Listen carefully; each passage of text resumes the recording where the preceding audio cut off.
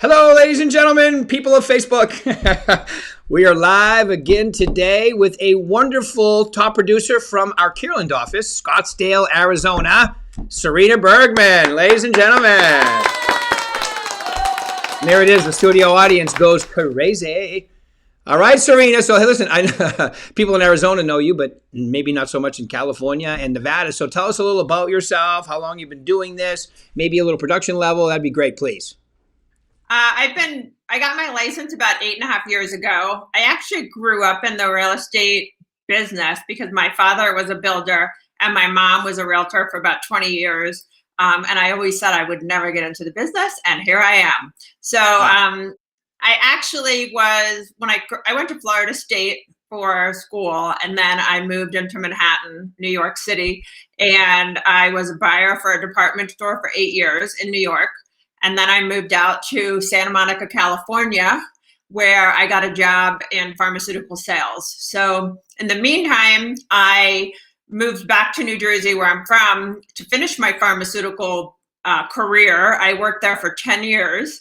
And then my husband and I moved out to Arizona in 2011 when our son was in grade school, and I got my real estate license. So, and I've been doing it for 8.5 years. So let me get this straight. So from college to legal drug dealer in two parts of the country, and then into real estate. Exactly. All right. So I do about the last couple of years, I've done about $6 million a year. Next year, I'm trying to double it. I'm going to do hopefully 12 million. I have to get my transaction coordinator. I'm lining somebody up for next year. And then I also need to hire an assistant so that I can really focus a little bit more on what I need to do. Great. I love it. All right. So you're going to double your business. 6 million is obviously great. So let me ask you, so in order to double your business, give them an idea of things that you think that you need to do in order to make that happen. Well, most of my business comes from people that I know, referrals, and past clients. So I still focus on those people, obviously. I started doing some virtual events this year when the lockdown happened. So I'm going to continue doing that, but they're going to be a little more focused. So I was doing coffee with Sarina on like a Friday, and I'd have a different person that I would interview, whether it's a home inspector or a lender or something like that. And for next year, I'm going to do the events for downsizing and moving up. And my plan is to do one per month of each of those. So it'll be 24 for the whole year.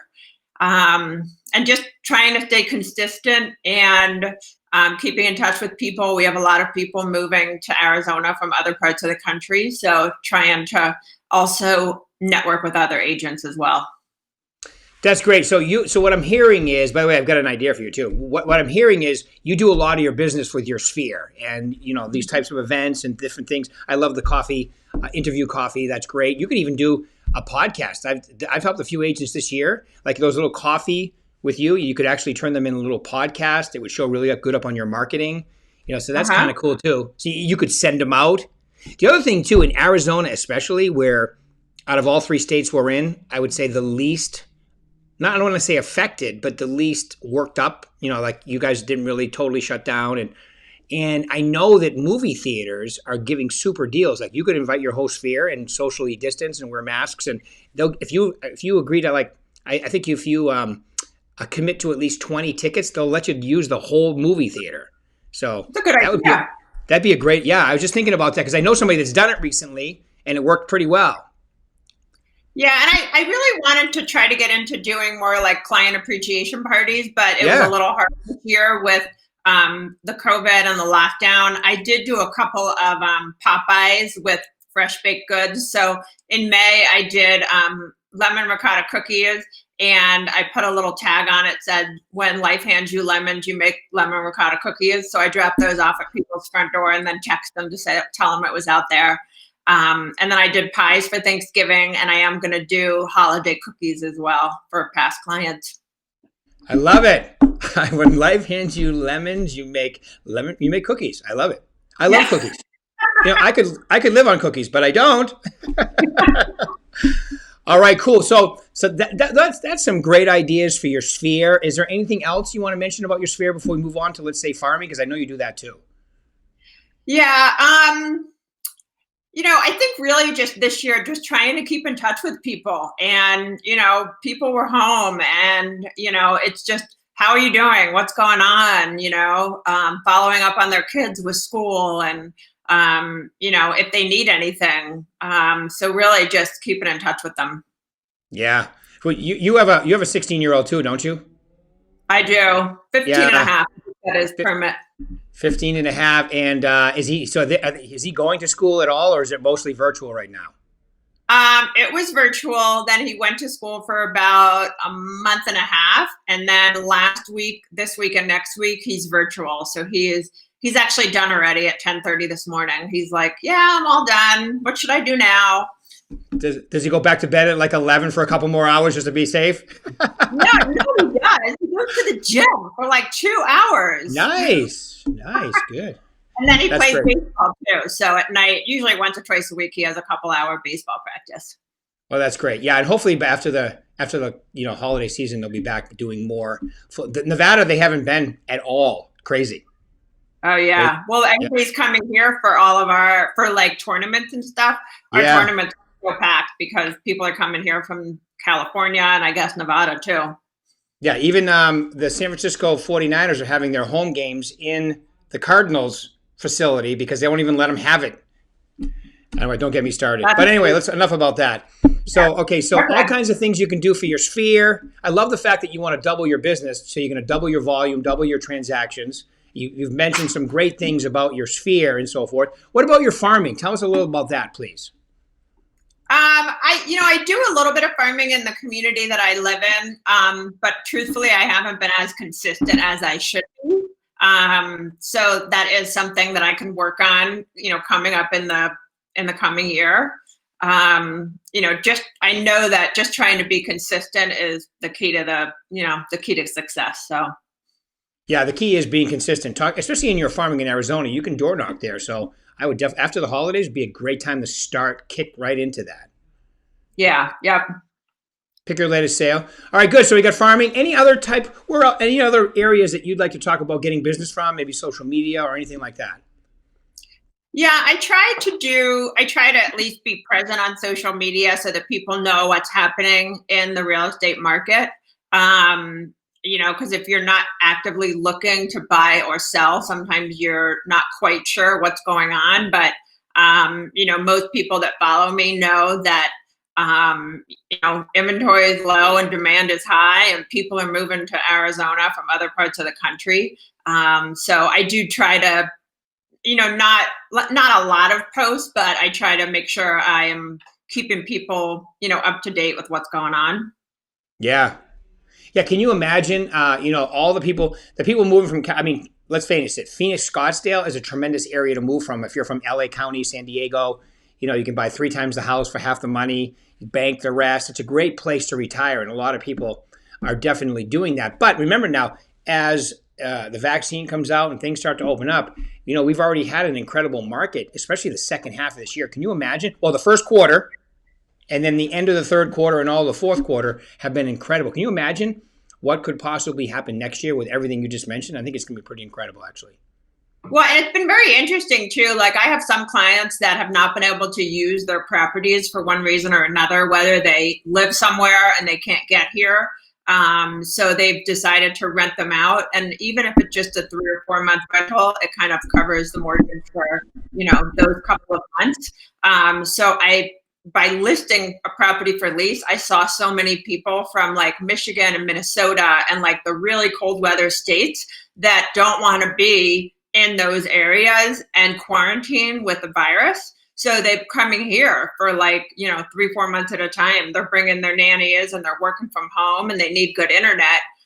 So they're going to be here, in the winter, especially in our January, February, March seasonal, high rent months. So.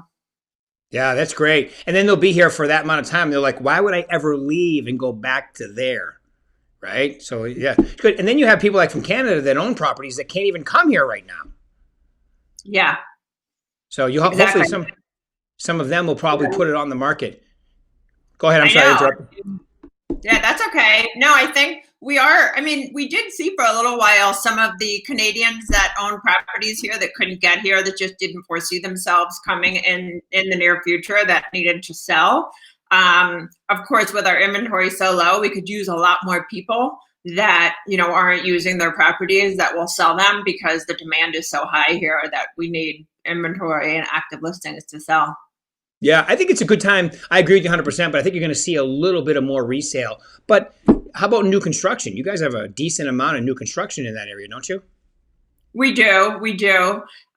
Depending on, where you want to live and where, as far as location, some of our new construction isn't necessarily on a lot of land. So if you want, a big lot, you need to buy a resale and then maybe fix it up. Right. Good. Well, I'm just Yeah. as an agent, it's good to know that new construction, because you can take them there and sell new construction, because that's pretty simple right now, especially with them. I don't know. Do they have waiting like lists there? Do you have to wait a while to get a property there now? Yeah, and the build time is pretty far out. Like if you went under contract now, some of the communities, the build time is like close to a year. So Wow. then if you're selling or you need to go into a rental, like you have to really figure out the logistics of that. Yeah. Well, I keep telling So, everybody that, out of all the markets we're in, everything you mentioned about the pandemic, even politics a little bit, people from California, Washington, Oregon, Minnesota, New York, a lot of them have never seen so many people move out of that state. And a lot of them are coming to the Scottsdale, Phoenix area. So get ready. mhm. Okay. You've Yeah, already seen it, but it's happening even more and more so. So I think 2021 for you guys is going to be pretty incredible.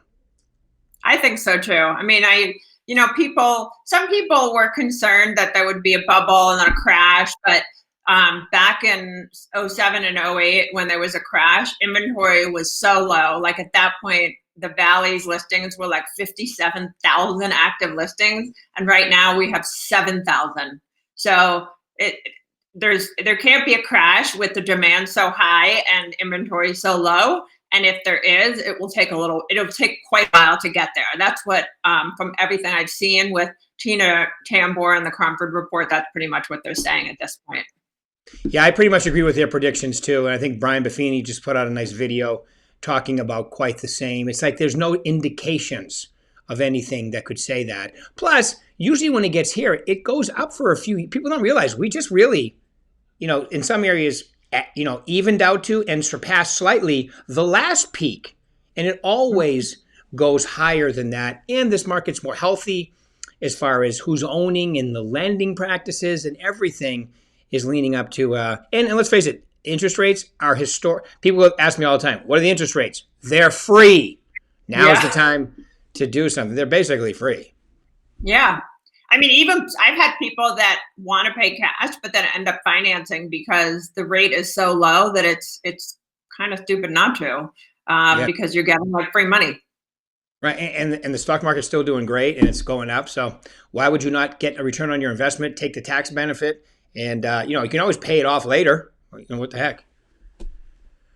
Okay, cool. All right. So let's get into the next part here, which is my favorite question, which is, okay, so you're a top producer. You've got some great things you're doing. What would be the three most important things you would tell them to focus on? Okay, if I want to increase my business, sorry, my microphone's falling here. If I want to increase my business, there we go. If I want to increase my business, get to the next level, come out of the gate hot, whatever, what would be the three most important things you tell them to focus on? First, I would say know the MLS, know the communities, know the properties, know HOA fees. I mean, yes, you can look this stuff up, but if someone calls you and says, I want to buy a condo for this amount and my HOA fees, I don't want to pay more than this, you should be able to rattle off communities that will work for them. And then also, golf clubs are big around here, so knowing which golf clubs have which buy-ins and how much the monthly fee is, what's included, and then just knowing, if someone tells you they want a 4-bedroom, 2.5-bath house and they don't want to pay more than $700, you know exactly which areas to steer them toward, as far as like, this community sells for this, and then whether it's schools too. So the school boundaries sometimes are weird. So Arizona has open enrollment. So you can pretty much pick the school you want to go to if they will let you, do open enrollment. But you have to either drive your kid if they don't have the bus, just knowing those kind of things. Right. The other thing is knowing your contract. And everybody always said this to me when I started. And my manager right now, Michelle Bogiano, she actually, I have it right here. She said she gets these little books that have the contract in it, and she keeps it right by her desk, and she keeps one in her bag or her car so that if somebody has a contract question, you can just immediately look into the book to ask, because every little line in there could affect everything in there is just so important as far as whether it's the inspection notice or, there's so many important things in there that you literally have to know because you need to do what's right for your client, if that makes sense. No, it does. Definitely. I love that too. Know your area, including the schools and buses and everything involved, condo fees, HOA fees, so you can speak intelligently, which I think is great, and knowing your contract too. A third one? How about a third one? Anything? I have to tell you that my little joke about the contract is, and it's a joke when I do success series. It's okay. So the contract's really simple. There's a whole bunch of words that are already there, right? And then there's blank spots. Your job is to fill them in with their stuff. It is definitely more complicated than that. So you should know your contracts. Anything else, especially relative to your area? I don't know about my area, but I think there's a couple things, and I'll say it all kind of at once. This is not a part-time job. If you think you're going to come in here and to be a realtor and you're just going to do it part-time, or it's not really a part-time job. I feel like you have to go all in. It's either all or nothing. And part Totally of that agree. is just being consistent, and consistency is just so key. And being self-motivated. You have to, nobody's waiting for you at 8 or 9 o'clock to check in or log in or whatever. You need to be motivated to do what you need to do for the business. I love it. Yeah. But what you're basically saying is you're a walking, talking, breathing business. And if you're not checking in and treating it like a real job, you're screwing the company. The company's you. So you need to take it seriously. And I think a lot of agents, they think they get into real estate and they're like, okay, I get to pick my own hours. I always go, yeah, you're brand new. Tell me which 60 this week you're going to work. I mean, if you want to be successful, right? Exactly. I totally agree. All great stuff. Well, I just want to say thank you very much for taking out, about 22 minutes for us today. We really appreciate it. Really appreciate you taking the time. Sarina Bergman from Scottsdale, Arizona. You guys, send your referrals to her, okay? Thanks, Sarina. I really appreciate it. Woo! Thanks.